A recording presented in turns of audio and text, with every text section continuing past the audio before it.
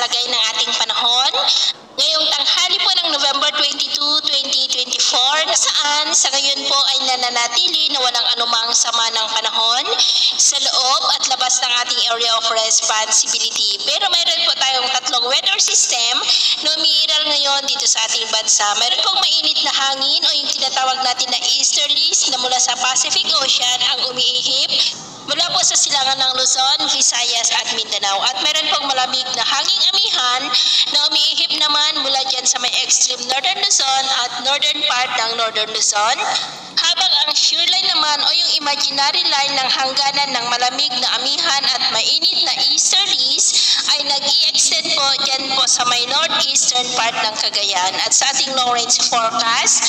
ay wala pa rin naman pong bagyo na namamataan na tatawid po dito sa ating kalupaan. Posibleng hanggang sa matapos ang buwan na ito ay storm free po tayo. Pero hindi pa rin inaalis ang posibilidad na may mga sama ng panahon na mabubuo sa silangan ng ating bansa, lalo na po sa susunod na linggo o sa huling mga araw ng Nobyembre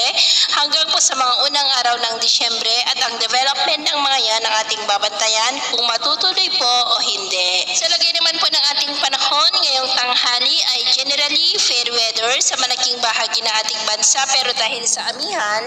ay cloudy skies with isolated rains dito po sa ilang bahagi ng Cagayan, Babuyan Islands at Batanes. At dahil naman po sa mga localized thunderstorm dulot ng easterlies ay cloudy skies with isolated rains sa ilang bahagi ng Calapan, Palawan, Panay Island, northern part ng Negros, Cebu, Bohol, Leyte, Samar Provinces, northern Mindanao, Caraga, Davao Region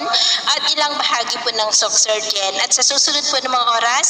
mas maraming lugar na ulit ang makakaranas ng mas maulap na kalangitan with isolated rains sa malaking bahagi po ng Visayas at Mindanao, maging sa ilang bahagi ng Palawan, Calapan, ilang bahagi po ng Quezon at Camarines Norte dulot ng mga localized thunderstorm epekto po ng easterlies. At dahil naman sa amihan,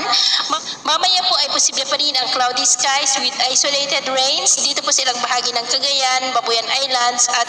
Batanes, kaya mag-ingat po tayo sa posibleng banta pa rin ng mga pagbaha at pagguho ng lupa. At sa atin naman pong mga baybayin, dahil po sa amihan ay iwasan na muna natin ang papalaot sa mga baybayin po ng Batanes, Babuyan Islands, Cagayan Seaboard at Ilocos Norte Seaboard dahil ang mga alon dyan ay posible po na aabot hanggang sa 3 to 5 meters height. Kaya hanggat maaari ay iwasan na po muna natin ang papalaot dyan sa mga may kulay pula para po mas makaiwas sa mga sakunang pangkaragdagan.